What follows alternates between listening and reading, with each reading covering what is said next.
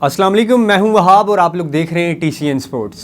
नाजरीन, PSL 11 जारी है और जिसमें अप एंड डाउन्स तो हो रहे हैं। काफ़ी सारी चीज़ें जो नहीं होनी चाहिए थी वो भी इस दफ़ा हो रही हैं और काफ़ी कुछ टीमों की कारकर्दगी भी मायूस कुन रही है। और जो 2 नई टीमों का इजाफा हुआ है, अक्सर मैं अपने प्रोग्राम में इसलिए उन 2 नई टीमों का जिक्र करता हूँ क्योंकि लास्ट टाइम जो बिडिंग हुई थी उस पर काफ़ी जो है तो ना सिर्फ पाकिस्तान में बल्कि हमारे दीगर पड़ोसी ममालिकों में भी काफ़ी कुछ वहाँ पे देखने को मिला था कि कंट्रोवर्सिटी फैल गई थी कि यार 2 नई टीमें आ रही हैं, क्या ये टूर्नामेंट कामयाब हो पाएगा, इस दफ़ा नहीं हो पाएगा। फिर दूसरी जानिब अगर मशरक़ी वस्ती की सूरत हाल देखी जाए तो वो भी काफ़ी उसमें भी हलचल रहा। आज हमारे TCN स्पोर्ट्स में हमारे साथ बात करने के लिए मौजूद हैं जनाब इमरान यूसुफजई साहब, जो कि यकीनन आप सब उन्हें जानते होंगे, स्पोर्ट को कवर करते हैं और जहां पर भी क्रिकेट मैच होगा सर इमरान वहां पे पहुंचा होगा। तो सर बहुत बहुत शुक्रिया, आपने हमें वक्त दिया, आपके वक्त का thank you so much sir. बहुत शुक्रिया बाब। सर PSL हो रहा है, PSL 11 हो रहा है, 2 नई टीमों का इजाफा हुआ है सर, लेकिन उस तरह की हाइप नहीं हो रही है, हाइप क्रिएट नहीं हो पा रही है जिस तरह होना चाहिए था। जो लोगों की एक्सपेक्टेशन थी उस पे ये 2 नई टीमें पूरा भी नहीं उतर रही और वो एंटरटेन नहीं कर पा रही अपने शयाकीन क्रिकेट को, अपने सपोर्टर्स को। क्या कहते हैं सर इन 2 नई टीमों के बारे में? वाह, बहुत शुक्रिया सबसे, आप पहले आपका भी और काउ न्यूज़ का भी, आपने मुझे मौका दिया कि मैं यहाँ पर अपनी बात कर सकूँ। देखें, बुनियादी तौर पर आपको याद होगा कि हम जब बचपन में क्रिकेट खेला करते थे गली में, तो अमूमन हमारी टीम में या हमारी टीम में या मुखालिफ टीम में 1 या 2 बच्चे ऐसे होते थे कि जिनको खेलना नहीं आता था लेकिन उनके पास बैट भी होता था, बॉल भी होता था, यानी वो बड़े बाप के बच्चे होते थे। अच्छा, उसमें ये होता था कि हम उनको अपनी टीमों में शामिल कर लेते थे और फिर ना तो उनकी बैटिंग की कोई हैसियत होती थी और ना उनकी बॉलिंग की। अगर वो छक्के छक्के खा रहे हैं तो भी कोई मसला नहीं होता था, अगर वो 0 पर आउट हो रहे हैं तो भी कोई मसला नहीं होता था। मकसद सिर्फ ये होता था कि हम उनकी जो एक्सेसरीज़ हैं वो इस्तेमाल कर सकें, यानी बैट बॉल वगैरह या दीगर चीज़ें, विकटें वगैरह।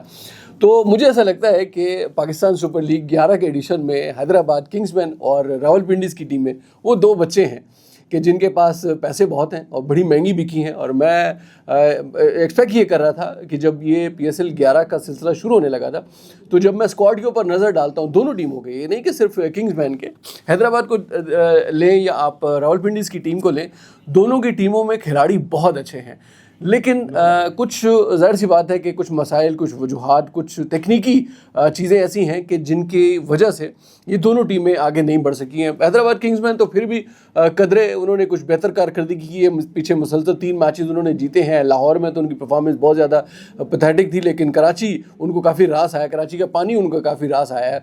यहाँ पर वो मुसलसल 3 मैचेस जीते हैं, लेकिन पिंडी का वही हाल है जो लाहौर में था, वही सूरत हाल उनके साथ कराची में भी है, मुसलसल मैचेस हारे जा रहे हैं। और अगर हम थोड़ा सा कंपैरिजन करें रावलपिंडीज़ का और पेशावर ज़िल्मी की टीम का, इन 2 टीमों की कंपैरिजन का एक बड़ा दिलचस्प पहलू है और वो ये है कि दोनों के कप्तान हमारे कौमी टीम के कप्तान रह चुके हैं, यानी बाबर आजम और मोहम्मद रिजवान। दोनों पाकिस्तान टीम के लिए T20 के फॉर्मेट में ओपनिंग पेयर के तौर पर जो है वो जाने जाते हैं और दोनों के क्रेडिट के ऊपर बहुत बड़ी बड़ी पार्टनरशिप्स हैं और दोनों ही वो खिलाड़ी हैं कि जिन्होंने इंडिया के ख़िलाफ़ बहुत बड़े एक जो है 10 विकेटों के मार्जिन से पाकिस्तान को फतह दिला रखी है। तो ये भी एक हवाला है। दूसरा हवाला बड़ा दिलचस्प है और वो ये है कि पाकिस्तान सुपर लीग 11 के एडिशन में ये 2 टीमें ऐसी हैं कि जो एक टॉप पर है और एक बॉटम पर है। यानी पेशावर ज़िल्मी की टीम जिसकी क़यादत बाबर आजम कर रहे हैं वो टॉप पर है और रावलपिंडीज़ की टीम जिसकी क़यादत मोहम्मद रिजवान कर रहे हैं वो बॉटम पर है। अच्छा, इसमें एक दिलचस्प पहलू दोनों का ये भी है कि एक टीम हार नहीं रही, दूसरी टीम जीत नहीं रही, ठीक है। तो और दोनों में अगर हम देखें तो देखें, इंपॉर्टेंट चीज़ ये होती है कि जब भी टीम मैदान में उतरती है तो क्या लगता है सर, इन्होंने दोनों कप्तानों ने आपस में कोई मशावरत की थी कि इस तरह होना चाहिए? देखिए, बड़े इंटरेस्टिंग हो गया ना, की थी या नहीं की थी, और अगर की थी तो बहुत ही और भी ज़्यादा गलत बात है, लेकिन अगर नहीं की थी, असल में बुनियादी तौर पर मेरा ये ख्याल है कि रावलपिंडीज़ की टीम में रिजवान का भी कोई इतना ज़्यादा कसूर नहीं है। एक तो सबसे पहली चीज़ ये है कि ये टीम नहीं है, اس کی مینجمنٹ نہیں ہے, اس کی ٹیم نہیں ہے, ان کی ساری چیزیں جو پروسیس چل رہی, چونکہ فرسٹ ٹائم اس ٹورنامنٹ میں انٹر ہوئی ہے حیدرآباد کنگز مین اور راولپنڈیز کی ٹیم, تو اس لیے ان دونوں ٹیموں کو تھوڑا سا جل ہونے میں وقت لگا ہے. راولپنڈیز کو میرا یہ خیال ہے کہ شاید زیادہ وقت لگ رہا ہے, اس لیے کہ حیدرآباد کنگز مین نے پھر بھی تھوڑا سا اپنے آپ کو اس ماحول میں اور ان ٹیموں کے ساتھ جو ہے وہ جھیل کر لیا ہے, اور اب ان کی جو ہے فتوحات کا سلسلہ شروع ہوا ہے. بڑی ریگولر وہ تینوں میچز جیتے ہیں. دوسری جانب اگر ہم راولپنڈیز کی بات کریں تو مسلسل 6 کے 6 میچز میں انہوں نے شکست کھائی ہے. اچھا, اس میں دلچسپ پہلو ایک یہ بھی ہے کہ دونوں ٹیموں کے اگر ہم کپتانوں کی بات کریں, یعنی پشاور زلمی اور راولپنڈیز کی, میں دونوں کا کمپیریزن اس لیے کر رہا ہوں کہ چونکہ دونوں کے کپتان ہمارے بڑے فیوریٹ ہیں, ہم بڑا کھل کر ان کے اوپر بات کرتے ہیں. رضوان تو پھر ہیں بھی ہمارے پشاور کے, تو دونوں ٹیموں کے کپتانوں کا کمپیریزن اگر آپ کریں تو 6 میچز میں رضوان نے 98 رنز بنائے ہیں, اور انہی 7 میں چونکہ وہ 6 کے 6 میچز ہارے ہیں. دوسری جانب اگر ہم پشاور زلمی کی بات کریں تو پشاور زلمی نے کہ جو کپتان ہیں بابر اعظم, انہوں نے 7 میچز میں 301 رنز بنائے ہیں. یہ بہت بڑا ڈفرینس ہے دونوں ٹیموں کا جو کپتان ہیں ان کے سکور کے درمیان. بہرحال بابر کی اننگز میں جو ہے 2 50s بھی شامل ہیں. ایک مرتبہ انہوں نے 88 کیے ہیں, ایک مرتبہ انہوں نے 71 کیے ہیں, تو اچھی بیٹنگ کی ہے. کپتان کا چلنا, کپتان کا پرفارم کرنا ٹیم کے باقی کھلاڑیوں کے لیے موٹیویشن کا باعث بنتا ہے. اور میں سمجھتا ہوں کہ اگر رضوان خود نہیں کر پا رہے, رضوان نے میرے خیال سے اپنی 6 اننگز میں شاید جو ہائیسٹ سکور کیا ہے وہ 41 کیا ہے لگ بھگ, میرے خیال سے وہ پشاور زلمی کے ہی خلاف تھا. اچھا, دوسری چیز امپورٹنٹ یہ ہے کہ مجھے ایسا لگتا ہے کہ جو ایک کپتان کے پاس جو ریسورسز ہوتے ہیں ان کو یہ پتہ ہوتا ہے کہ جی میرے پاس بیٹسمین کون کون ہے, ان کو یہ پتہ ہونا چاہیے کہ میرے پاس بالرز کون کون ہیں, اور پھر وہ اس بالرز اور ان جو بیٹرز ہیں ان کے ریسورسز کو کس طریقے سے یوٹیلائز کرتے ہیں. یہ بہت زیادہ اہمیت کی حامل بات ہے. پہلے میچ میں پشاور زلمی اور جو میچ ہوا تھا راولپنڈیز کے درمیان 214 رنز بنائے تھے راولپنڈیز کی ٹیم نے. یہ بہت بڑا سکور ہے, لیکن آپ دیکھیں کہ 3 وکٹوں کے نقصان پر پشاور زلمی نے یہ, وہ سب کہہ رہے تھے کہ پنڈیز جیت چکا یہ میچ, لگ بھگ جیت چکا تھا. یعنی ہمارے پی ایس ایل کی اگر آپ ہسٹری اٹھا کر دیکھیں تو 200+ کا سکور بہت کم مرتبہ چیز ہوا ہے, لیکن جب بھی ہوا ہے جو دوسری ٹیم نے کیا ہے تو پھر انہوں نے کمال ہی کیا ہے. تو یہی کمال کیا پشاور زلمی نے, انہوں نے صرف 3 وکٹوں کے نقصان پر جو ہے اس میچ کو جیتا. اور پھر سب سے زبردست چیز اگر آپ دیکھیں تو اس میں کشال مینڈس اور جو بابر اعظم ہے ان کی اوپننگ جو سیکنڈ وکٹ کی پارٹنرشپ تھی 191 رنز کی, یہ پاکستان سپر لیگ کی تاریخ کی سب سے بڑی پارٹنرشپ ہے. بہت سارے ریکارڈ اس میچ میں بنے ہیں. ایک تو 159 رن سے زلمی نے یہ میچ جیتا ہے, یہ پاکستان سپر لیگ کی تاریخ کا سب سے بڑے مارجن کا جیتا ہوا میچ ہے, یہ بھی ایک ریکارڈ بنا ہے. پھر 191 رنز کی سیکنڈ وکٹ کی پارٹنرشپ, یہ پی ایس ایل کی تاریخ کی سب سے بڑی پارٹنرشپ ہے. پھر اسی میچ میں جب خوشدل شاہ کو ایک بال پر چھکا لگایا بابر اعظم نے, تو انہوں نے T20 کے فارمیٹ میں 12,000 رنز کا ہنسا عبور کیا ہے. یہ بھی ایک بہت بڑا, میں سمجھتا ہوں کہ ان کے لیے ایک بہت بڑا سنگ میل ہے. پاکستان میں شعیب ملک کے بعد وہ دوسرے کھلاڑی ہیں کہ جنہوں نے اس 12,000 کا ہنسا عبور کیا ہے. اور پھر اگر ہم دیکھیں تو ہمسائے میں وراٹ کوہلی ہیں, روہت شرما ہیں. اس طرح سے ویسٹ انڈیز میں اگر ہم دیکھیں تو کرس گیل ہیں اور کیرن پولارڈ ہیں جنہوں نے 12,000 کا ہنسا عبور کیا. تو میں سمجھتا ہوں کہ بابر اعظم کے لیے پاکستان سپر لیگ 11 کا جو ایڈیشن ہے وہ بڑا لکی ثابت ہوا ہے. ایک بڑے طویل عرصے سے ہم ان کی پرفارمنس مسنگ دیکھ رہے تھے, اور اب یہ لگ رہا ہے کہ شاید وہ اپنی پرفارمنس واپس ان کی آ رہی ہے. وہ سر واپس پرفارمنس تو آ رہی ہے, لیکن اس پہ دوسری جانب سے یہ بھی تنقید کا ان کو سامنا ہے کہ وہ باہر اگر چلا جائے فارنس میں تو وہ پھر گیم اس طرح کی گیم نہیں کر پاتا جس طرح وہ کنٹری میں کھیلتا ہے. تو کیا نظر آتا ہے سر, لیگ کرکٹ اچھی کھیل رہے ہیں بابر, اور جب نیشنل کی اپنی گرین شرٹ پہن کے کھیلتے ہیں تو وہ اس طرح کی پرفارمنس نہیں دے پاتے. تو کیا لگتا ہے آپ کو اس میں کیا مطلب کہاں پہ بابر اعظم غلطی کرے؟ دیکھیں وہاب, بابر اعظم ایک ورلڈ کلاس پلیئر ہے, اس میں کوئی کوئی دو رائے نہیں ہے. اچھا, ایک چیز یہ ہے کہ ہر کھلاڑی کی کیریئر میں بیڈ پیچز آتے ہیں. وراٹ کوہلی 2 سال تک اپنی ٹیم کے لیے سینچری سکور نہیں کر سکے, لیکن ان کو بینچ پر نہیں بٹھایا گیا, اور اس دوران میں انہوں نے کپتانی بھی کی ہے. ٹھیک ہے, اس کے بعد کیونکہ ان کے بورڈ کو یقین تھا کہ وراٹ کوہلی ایک نئے دن اپنی کھوئی ہوئی جو فارم ہے وہ واپس حاصل کرے گا. بدقسمتی سے ہمارے ہاں جیسے ہی اس طرح کا کوئی سلسلہ شروع ہوتا ہے, سب سے پہلے ان کو آپ نے کپتانی سے ہٹایا, پھر ان کو آپ نے T20 کے فارمیٹ سے باہر کر دیا. دیکھیں, ایک چیز یاد رکھیے گا, آپ جب بھی کسی کھلاڑی کے حوالے سے, اس کے کیریئر کے حوالے سے فیصلہ کرتے ہیں, آپ کو کم سے کم تھوڑے سے اعداد و شمار ضرور نظر ان کے اوپر ڈالنی چاہیے. بابر اعظم پاکستان کی طرف سے T20 کے فارمیٹ میں 4 جو بڑی اوپننگ پارٹنرشپس ہیں اس میں 50% شیئر بابر اعظم کا ہے. آپ کیسے اس کو کہہ سکتے ہیں کہ یہ بندہ T20 کے فارمیٹ میں فٹ نہیں بیٹھتا؟ اچھا اس میں دوسرے جو ان کے ساتھی تھے وہ یقیناً محمد رضوان ہے. تو ان 2 کھلاڑیوں کے کریڈٹ کے اوپر 4 بڑی اوپننگ پارٹنرشپس ہیں T20 انٹرنیشنل کے فارمیٹ میں. ٹھیک ہے اس کے کافی عرصہ اس نے اپنی فارم میں نہیں تھے، بابر اعظم نہیں کھیل پا رہے تھے.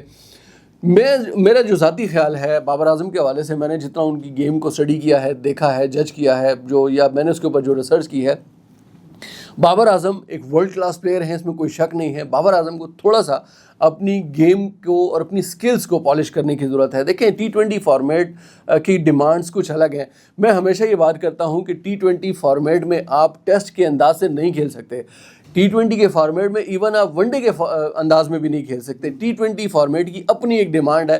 آپ کے پاس شروع کے 6 اوورز ہیں جس میں آپ کے صرف جو مخالف ٹیم ہے اس کے صرف 2 کھلاڑی جو ہے وہ دائرے سے باہر ہیں. اس پاور پلے کو اگر آپ بڑے اچھے طریقے سے استعمال کرنا جانتے ہیں تو پھر آپ ایک لمبا چوڑا سکور جو ہے وہ بورڈ کے اوپر سجا سکتے ہیں.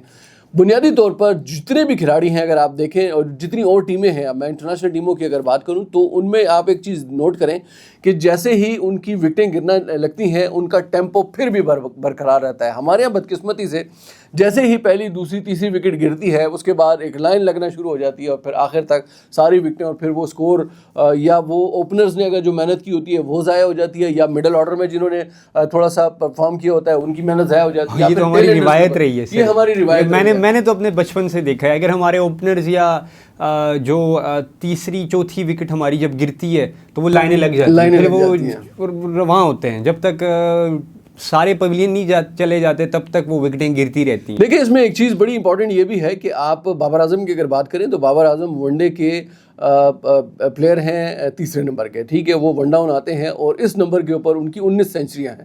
اب اس بندے کو اگر آپ اٹھا کر اوپننگ کروا دیں گے یا پھر چوتھے 5ویں نمبر پر بھیج دیں گے تو اس سے دونوں صورتوں میں گیم نہیں ہوگی.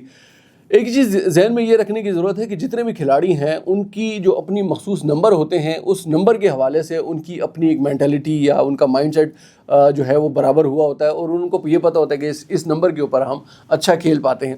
بعض اوقات ایسا ہوتا ہے میچ کی ڈیمانڈ ہوتی ہے، میچ کی جو صورتحال ہوتی ہے اس کی ریکوائرمنٹ ایسی ہوتی ہے کہ یا ان کو ارلی بھیجا جائے تھوڑا لیٹ بھیجا جائے تو وہ ایک آدھ دفعہ ایسا ممکن ہے. لیکن آپ نے ایشیا کپ میں پورا ان کو جو ہے اس طریقے سے کھلایا، پھر چیمپئنز ٹرافی ہوئی اس میں آپ نے ان کو پہلے نمبر کے اوپر کھلایا، اوپننگ کروائی، پھر جو سیریز تھی جو ٹرائی نیشن سیریز تھی پاکستان کی اس میں بھی ان سے آپ نے اوپننگ کروائی. تو وہ جو اوپننگ کا سلاٹ تھا میرے خیال سے اس میں بابر اعظم جو ہے اپنی فارم جو ہے وہ زیادہ ان کی خراب ہوئی ہے اور وہ ابھی تک جو ہے اس کو اسٹرگل کر رہے ہیں. لیکن میرا یہ خیال ہے کہ بابر اعظم، میں پھر اس بات کو دہراؤں گا کہ بابر اعظم ایک ورلڈ کلاس پلیئر ہیں اور ہمیشہ رہیں گے اور ان کو تھوڑا سا وقت ضرور دینا چاہیے.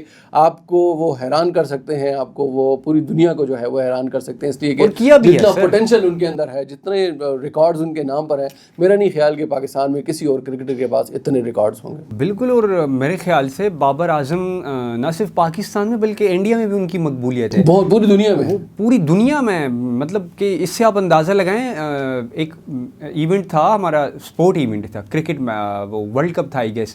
وہاں پہ جب بابر اعظم گئے تھے انڈیا میں تو ان سے کافی سوال کیے گئے تھے کہ آپ ایکسپیکٹ کر رہے تھے کہ اتنا لوگ آپ کو وارم ویلکم کریں گے ایئرپورٹس پر. آپ نے بھی وہ ویڈیو شاید دیکھی 2023 کا ورلڈ کپ. جی تو وہ کتنا، مطلب تو ظاہر سی بات ہے یہ ہی از اے ورلڈ کلاس پلیئر اور ہی از ان دا گیم. تو اس کو میرے خیال سے پی سی بی والے ہاتھ جوڑ کے ہم تو کہتے ہیں کہ ان کو بس کر دیں، ان کو تھوڑا سا ان کے ساتھ رحم کریں. اچھا سر، بابر اعظم کی تو ساری دنیا بات کر رہی ہے، رضوان کی بات کریں گے. سر پنڈیز کی نمائندگی کر رہا ہے وہ، اور پنڈیز کی قیادت بھی کر رہا ہے، لیڈ کر رہا ہے پنڈی کو. سر کیا کہتے ہیں، ابھی تک پنڈیز ایک میچ نہیں جیت سکی، تو کیا یہ کپتانی رضوان کے کیریئر کو افیکٹ کر سکتی ہے یا انٹرنیشنلی کچھ ان کو نقصان اٹھانا پڑ سکتا ہے اس PSL 11 کی وجہ سے جو میچز ہوئے ہیں پنڈیز کے؟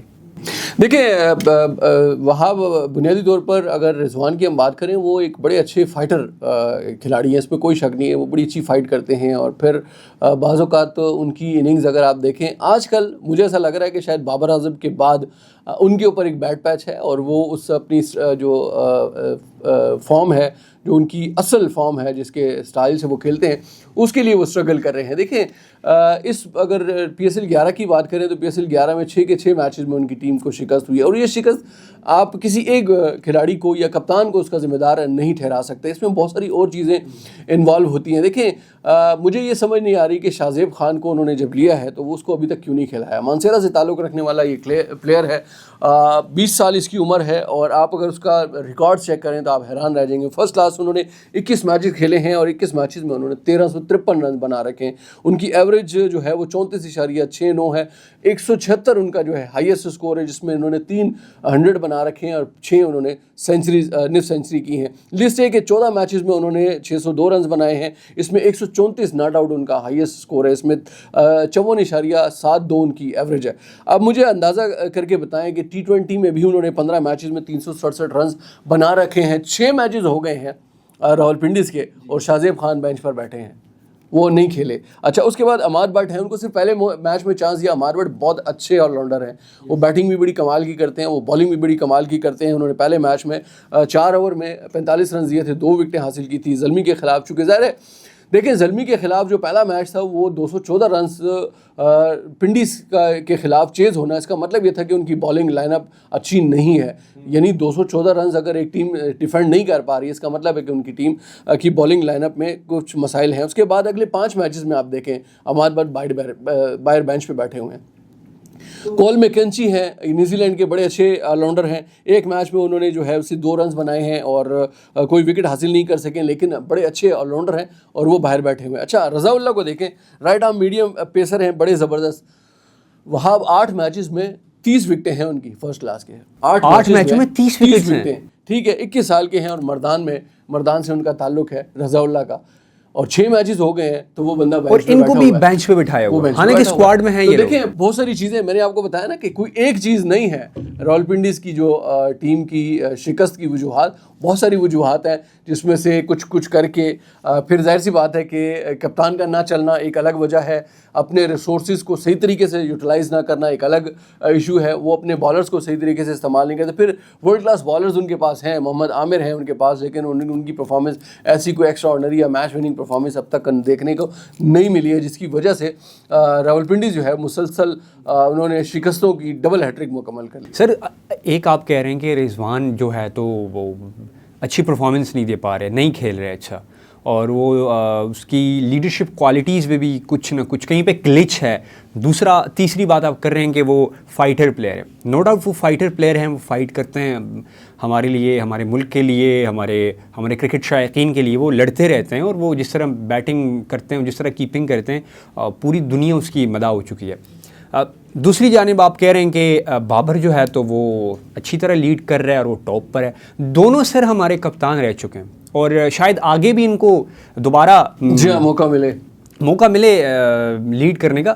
تو سر ایک طرف آپ کہہ رہے ہیں کہ بابر اچھا کھیل رہا ہے، کپتانی اچھی کر رہا ہے، دوسری طرف آپ کہہ رہے ہیں کہ رضوان نہیں کھیل رہا، تو سر اس میں تھوڑا سا مجھے کنفیوژن ہو رہی ہے، کیونکہ بابر کے پاس بھی پوری ٹیم ہے، وہ لیڈ کر رہے ہیں لیکن وہ پرفارمنس کر پا رہے ہیں، دوسری جانب رضوان پرفارمنس نہیں کر پا رہا، اس کو آپ ٹیم کے ساتھ جوڑ رہے ہیں، تو سر یہ یہاں پہ کیا آپ کہنا کیا چاہ رہے ہیں؟ دیکھیں وہاں آپ میری بات سمجھ نہیں سکے، میں یہ کہہ رہا ہوں کہ کپتان کا چلنا پرفارم کرنا اس لیے ضروری ہے کہ پھر باقی پلیئرز کو موٹیویشن ملتی ہے، اور ان کی کپتان کی جو پرفارمنس ہے وہ موٹیویشن کا باعث بنتی ہے باقی کھلاڑیوں کے لیے۔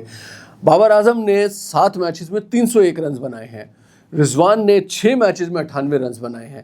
یہ ڈفرنس ہے دونوں کپتانوں کی اپنی پرفارمنس کا، ٹھیک ہے۔ تو جب آپ خود پرفارم نہیں کر پا رہے ہیں، اور پھر آپ اپنی جو میں بار بار اس لیے اس چیز کو دہرا رہا ہوں کہ جو آپ کے بالرز ہیں، جو بیٹرز ہیں، ان کو طریقے سے استعمال کرنا یہ آپ کی بہت بڑی طاقت ہے. مینجمنٹ آپ کو 11 کھلاڑی 11 پلینگ 11 حوالے کر دیتی ہے کہ جی یہ کھلاڑی ہیں, ان کے ساتھ آپ میدان میں اتریں, اس کے بعد میدان میں جو فیصلہ ہوتا ہے وہ کپتان کرتا ہے.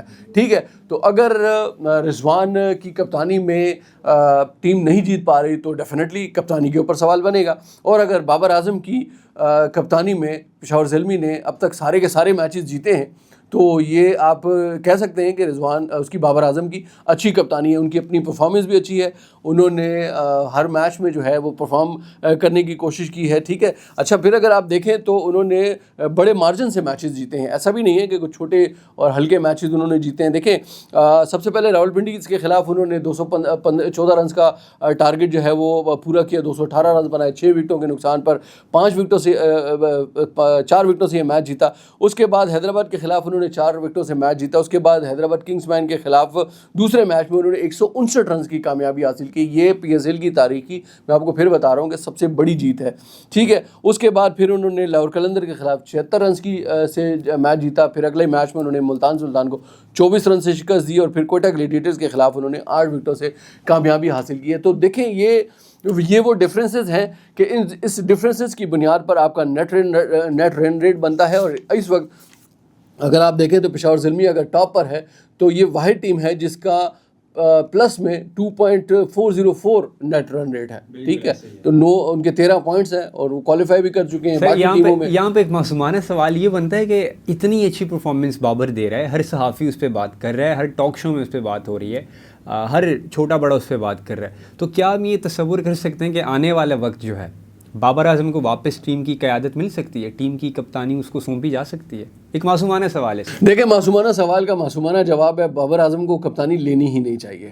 اس کی وجہ اچھا لینی ہی نہیں چاہیے. میری ذاتی رائے ہے, باقی ہر کسی کی اپنی رائے ہے, لیکن میرا خیال یہ ہے کہ بابر کپتانی نہیں کرے گا, بہت اچھی پرفارمنس کرے گا, کیونکہ کپتانی کے اپنے پریشرز ہوتے ہیں, اس میں کوئی شک نہیں ہے. یہ P S L franchise cricket ہے. ٹھیک ہے, جب آپ انٹرنیشنل کرکٹ کی طرف جاتے ہیں یا آپ انٹرنیشنل ایونٹ میں اترتے ہیں, آپ کے خلاف دنیا کی مایہ ناز بڑی ٹیمیں ہوتی ہیں, تو پھر اس کے پریشرز اور فرنچائز کرکٹ کا پریشر دونوں میں ڈفرینس ہوتا ہے. پھر آپ کی اپنا ہوم گراؤنڈ ہے, کراؤڈ تو خیر ہے نہیں لیکن بہرحال ہوم گراؤنڈ ہے, تو اس کے بھی آپ کو ایڈوانٹیجز ہیں. جب آپ دوسرے کسی ملک میں جا کر کھیلتے ہیں, کسی اور وینیو پر جا کر کھیلتے ہیں, آپ کو اسی ایٹماسفیئر میں کھیلنا ہے, اسی ماحول میں, اسی ساری چیزوں میں, اور اسی پچ کے اوپر کھیلنا ہے جو آپ کو ملتی ہے. تو ان ساری چیزوں کے پریشرز الگ ہوتے ہیں.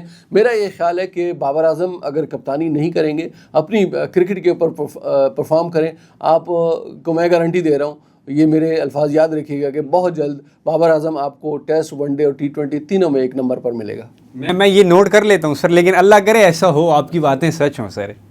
ناظرین, سر عمران کے ساتھ ہماری گفتگو جاری ہے. یہاں پہ ایک چھوٹا سا وقفہ لیتے ہیں, وقفے کے بعد حاضر ہوتے ہیں.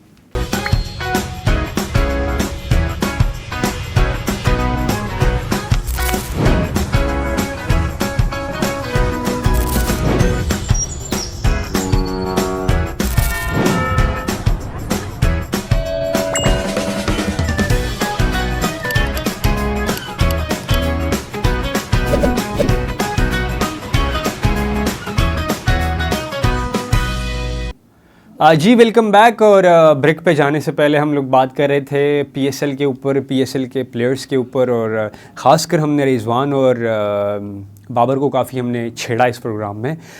لیکن ظاہر سی بات ہے, جہاں پہ کرکٹ ہوگی اور فائٹ ہوگی تو جیت ایک کی ہوگی. سر ہم نے کافی ساری باتیں تو کر لی ہیں پلیئرز کے اوپر اور دونوں ہی ٹیموں کے اوپر بھی. اب یہ بتائیے سر, کیا سمجھتے ہیں آپ, ٹورنامنٹ سٹارٹ ہوا تو ہمیں کچھ اور منظر پوائنٹس ٹیبل پہ دیکھنے کو مل رہا تھا, ابھی کچھ اور منظر پوائنٹس ٹیبل پہ نظر آ رہا ہے. کیا لگتا ہے سر, کون سی 4 ایسی خوش قسمت ٹیمیں ہی میں کہوں گا کہ ہوں گی جو کہ اس دفعہ پی ایس ایل 11 میں پلے آف میں کوالیفائی کر پائیں گی سر؟ دیکھیں واب, ظاہر سی بات ہے ابھی تو کچھ میچز باقی ہیں, ابھی تو تقریباً آدھے سے تھوڑا سا زیادہ ہوا ہے پی ایس ایل 11 کا جو ایڈیشن ہے, تو ابھی کافی سارے میچز باقی ہیں. دیکھیں گے کہ کون سی ٹیمیں آگے آنے کی کوشش کر سکتی ہیں. واضح پوزیشن اگر ہم بات کریں تو فی الحال پشاور زلمی وہ واحد ٹیم ہے کہ جو پلے آف کے لیے کوالیفائی کر چکی ہے. 7 میچز کھیل کر انہوں نے 6 جیتے ہیں, 1 میچ انہوں نے نو رزلٹ رہا اسلام آباد یونائٹیڈ کے ساتھ جو ان کا میچ تھا. उसमें बारिश की वजह से वो नहीं हो सका तो 1 पॉइंट मिला। हारी पेशावर ज़ल्मी, एक मैच भी नहीं है। तो 7 मैचेस के बाद उनके पॉइंट्स जो हैं उनकी जो है वो 13 हैं और नेट रन रेट उनका 2.404 है। दूसरे नंबर पर हम बात करें तो इस्लामाबाद यूनाइटेड की टीम है जिसने 7 मैचेस खेले हैं, 4 मैचेस में उसको कामयाबी मिली है, 2 मैचेस उसने हारे हैं। एक मैच चूँकि वो पेशावर ज़ल्मी वाला बारिश की वजह से मुतासर हुआ तो ये पॉइंट उसको मिला एक्स्ट्रा। तो 9 पॉइंट्स के साथ 1.481 इनका नेट रन रेट है। इस्लामाबाद यूनाइटेड की टीम दूसरे नंबर पर है। मुल्तान सुल्तान की टीम ने 6 मैचेस खेले हैं, 4 जीते हैं और 2 में उसे शिकस्त हुई है। 8 पॉइंट के साथ 0.527 इनका नेट रन रेट है और मुल्तान सुल्तान तीसरे नंबर पर है। हैरत अंगेज़ तौर पर जो 7वें 8वें नंबर पर चल रही थी हैदराबाद किंग्समैन की टीम, वो इस वक्त 4थे नंबर पर आ गई है। बड़ा ज़बरदस्त उन्होंने कमबैक किया है और मानुस लबुशिन जो कि ऑस्ट्रेलिया के बड़े ज़बरदस्त ऑलराउंडर हैं और उन्होंने 7 मैचेस खेले हैं। उनकी क़यादत में हैदराबाद किंग्समैन की टीम ने 3 लगातार मैचेस जीते हैं। शुरू के 4 लगातार मैचेस उन्होंने लाहौर में हारे थे। बहरहाल 6 उनके पॉइंट्स हैं, -0.470 उनका नेट रन रेट है।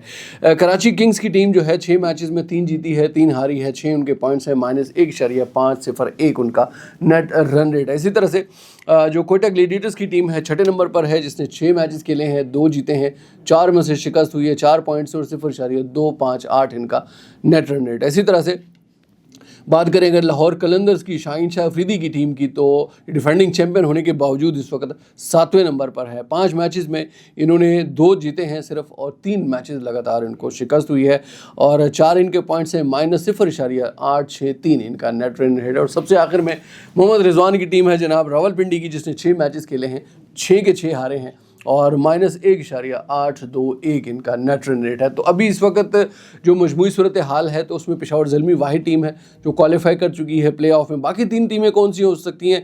देखिए, इस्लामाबाद यूनाइटेड के 3 मैचेस हैं, उसको कम से कम 2 मैचेस तो लाजमी जीतने होंगे हर सूरत में, ठीक है। और अगर क्वालिफाई के लिए अगर वो तीनों के तीनों जीते तो ये फिर मेरे ख्याल से बड़ी अच्छी चीज़ होगी।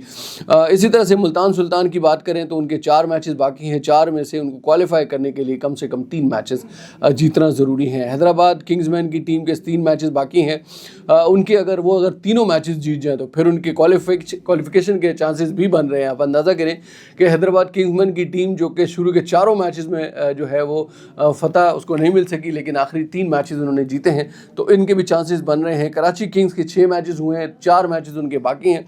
क्वालिफाई करने के लिए उनको 4 में से कम 3 मैचेस जीतना ज़रूरी है। इसी तरह से कोयटा ग्लेडिएटर्स की भी यही सूरत हाल है, 4 मैचेस इनके बाकी हैं, 4 में से उनको जीतने के लिए ये 4 के 4 मैच जीतना ज़रूरी होंगे, इसलिए कि 4 मैचेस वो जीतेंगे तो उनके 8 पॉइंट बनेंगे और वो क्वालिफाई कर सकेंगे। लाहौर कलंदर्स के 5 मैचेस बाकी हैं और अभी भी उनके पास चांस है, लाहौर कलंदर की टीम कमबैक कर सकती है, ज़ाहिर है डिफेंडिंग चैंपियन है। बहरहाल रावलपिंडी की टीम की अगर हम बात करें तो 4 मैचेस उनके बाकी हैं और अगर वो 4 के 4 मैचेस भी जीत जाए तो रावलपिंडी की टीम जो है वो प्ले ऑफ के लिए क्वालिफाई नहीं कर सकेगी। सर, क्या लगता है आपको अपने पिछला जो एक्सपीरियंस था आपका और पूरा, आप जाहिर सी बात है 15-20 साल से तो मेरे ख्याल से ज़्यादा का अरसा होने वाला है, आप 24-25 साल हो गए हैं जी बिल्कुल सर, 24-25 साल, तो मैंने जैसे कहा 20 साल से भी ज़्यादा का वक्त होने वाला है, पौन सदी हो गई। जी सर, तो लगता है सर आपको कि ये जो नई टीम आई है अचानक से इसने एक जो है तो बूस्ट हुई, अचानक वो 4थे नंबर पर आ गई और ख़ुद को कह रही है कि नहीं मैं भी हूँ, अभी तक मैं ज़िंदा हूँ, इस टूर्नामेंट में हूँ, तो लगता है आपको ये अपनी पोजीशन मेंटेन रख पाएगी? देखिए, सबसे अच्छी चीज़ ये है कि मानुस लबुशिन ने शुरू में कुछ गलतियाँ की और उन गलतियों का खुमियाजा भी उन्होंने भुगता और लेकिन फिर उन गलतियों से फौरी तौर पर उन्होंने सीखा। और अगर हम देखें तो लाहौर के 4 मैचेस में उनको शिकस्त हुई, लेकिन कराची उनको बड़ा रास आया, कराची का पानी, कराची की पिच उनको बड़ी रास आई और यहाँ पर उन्होंने अपने 3 मैचेस जीते हैं। बुनियादी तौर पर उनके पास अच्छी बैटिंग लाइनअप है, उनके पास अच्छी बॉलिंग भी है। अच्छी चीज़ ये है कि वो जो है वो डिफेंड कर सकते हैं, स्कोर भी और बड़ा स्कोर कर भी सकते हैं। 225 स्कोर उन्होंने किया एक मैच में, बदकिस्मती से मुल्तान सुल्तान ने वो चेज़ कर लिया। अब देखें, ये भी बड़ी एक बदकिस्मती की बात है कि 225 स्कोर आप बोर्ड के ऊपर सजा दें, यानी 225 स्कोर, और वो चेज़ हो जाए, तो ये ज़ाहिर सी बात है कि ये सबसे बड़ा सबूत है इस बात का कि आपकी बॉलिंग लाइन या तो ठीक नहीं है या फिर आपने बॉलिंग में अपने रिसोर्सेज को ठीक से इस्तेमाल नहीं किया।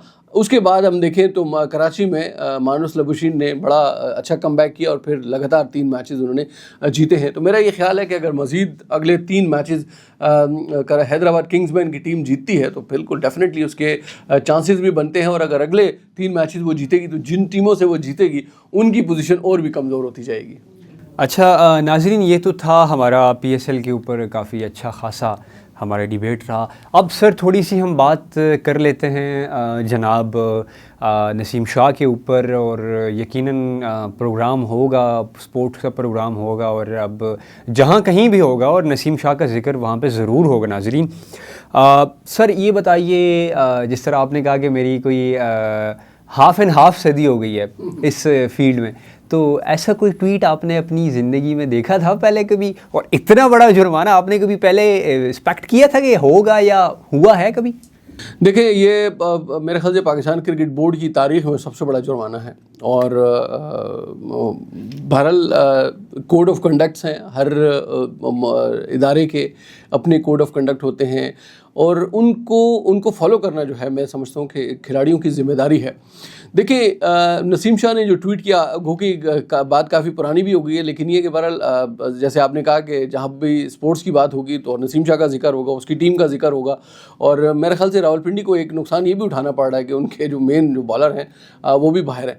तो अच्छा, जब भी आप इस तरह की बात करते हैं तो मुझे ये लगता है कि नसीम शाह को ये ट्वीट नहीं करनी चाहिए थी। उसकी वजह यह है कि बीइंग अ स्पोर्ट्स जर्नलिस्ट मैं ये समझता हूँ कि हर खिलाड़ी का एक डोमेन होता है, और फिर जब आप कौमी टीम के साथ वाबस्ता हों, देखें एक तो वो खिलाड़ी हैं कि जो कौमी टीम से रिटायरमेंट ले चुके हैं, क्रिकेट से रिटायरमेंट ले चुके हैं, जैसे अहमद शहजाद हैं, जैसे और दीगर खिलाड़ी हैं कि जो अब कौमी टीम के साथ वाबस्ता नहीं है या पाकिस्तान क्रिकेट बोर्ड के साथ भी किसी हवाले से वाबस्ता नहीं है।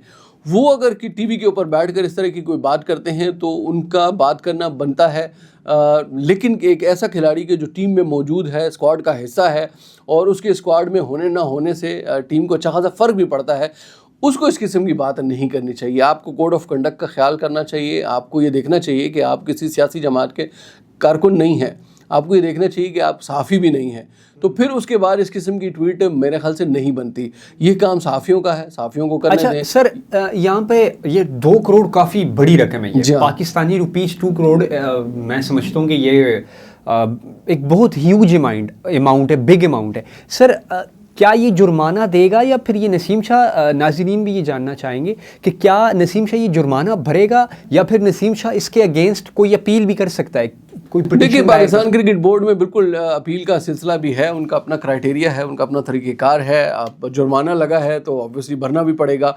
मेरा ये ख्याल है कि बड़े जुर्माने का या बड़ी अमाउंट का जुर्माना करने का मकसद सिर्फ ये था कि एक तो इस सिलसिले को रोका जाए, यहाँ पर एक फुल स्टॉप लगाया जाए, और बाकी खिलाड़ियों को भी ये वाज़ेह पैगाम दिया जाए कि जी आपका काम ये नहीं है, आप किसी सियासी जमात के कारकुन नहीं हैं, इसलिए आप सिर्फ अपने क्रिकेट के ऊपर फोकस करें। अगर आप नसीम शाह को, मैं देखें स्पोर्ट्स जर्नलिस्ट की हैसियत से हमारे खैबर पख्तूनख्वा के हैं, दीर से इनका ताल्लुक़ है, बहुत अच्छा खेलते हैं, बड़े शानदार खिलाड़ी हैं। अफगानिस्तान के ख़िलाफ़ जो उन्होंने हमें शिकस्त से, यकीनी शिकस्त से बचाया था, मैं समझता हूँ कि वो एक मैच उनकी कैरियर के लिए जो है काफ़ी है, और उनको सारी ज़िंदगी लोग याद रखेंगे, इस चीज़ के लिए काफ़ी है। लेकिन उन सारी चीज़ों के बावजूद बहैसियत क्रिकेटर आपको ये ट्वीट नहीं करना चाहिए था। अब जाहिर सी बात है PCB का अपने तरीक़ेकार हैं, अपने रूल्स रेगुलेशंस हैं, उसको वो फॉलो करेंगे, देखेंगे, हो सकता है उनके पास कोई अपील सर, तो ये तो अब हो सकता है माफ़ हो जाए।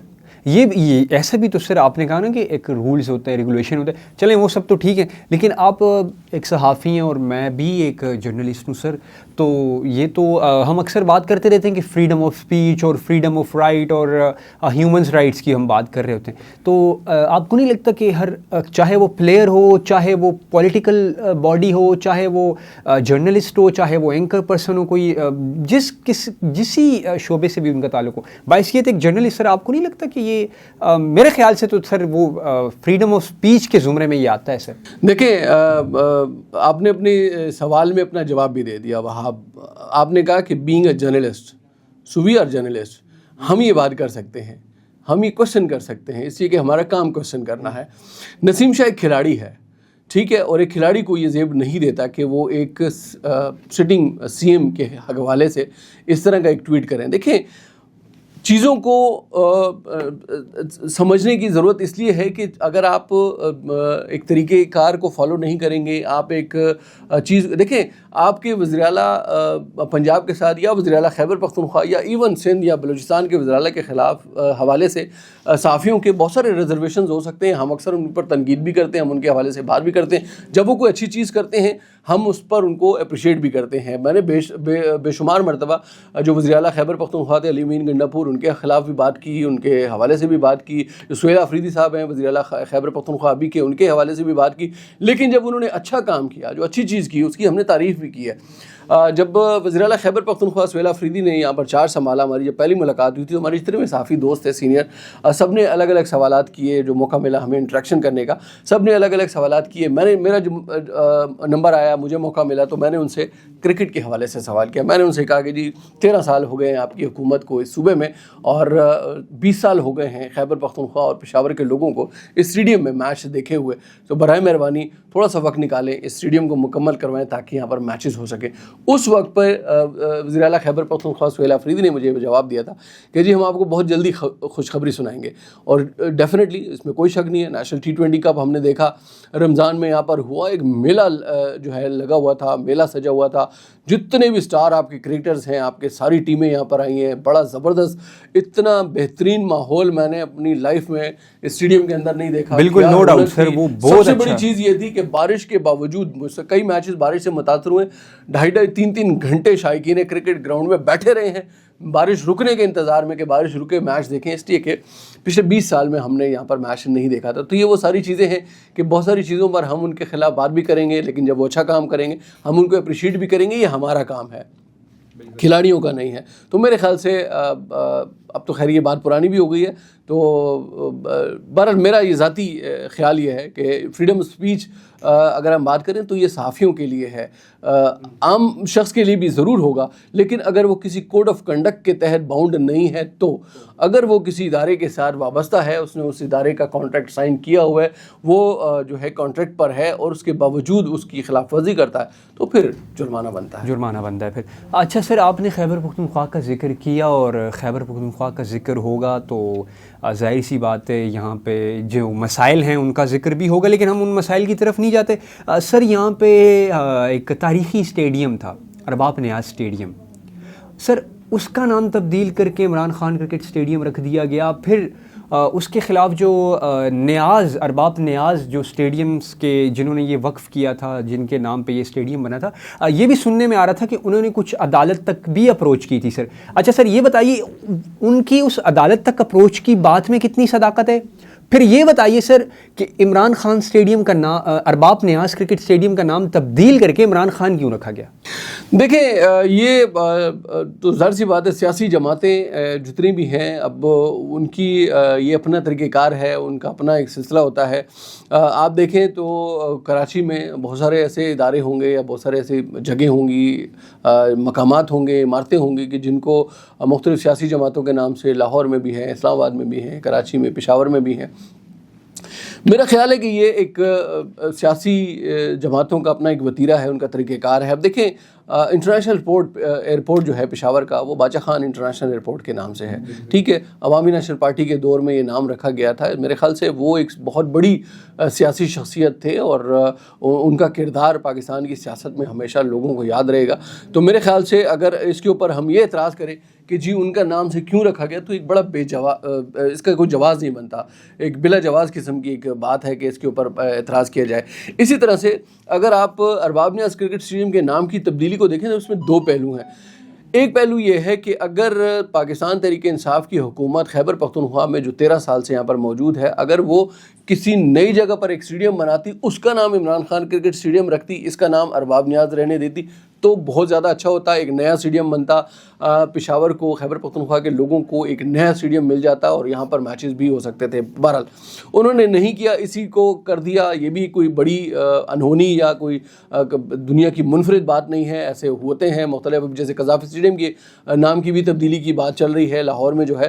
تو اگر اس طرح کی کوئی چیز ہے تو میرے خیال سے جو وفاقی حکومت ہے اس کو بھی تھوڑا سا دل بڑا کرنا چاہیے تھا. اور پھر میرے یہ خیال ہے ذاتی حیثیت میں کہ وفاقی حکومت نے دل بڑا کیا ہے.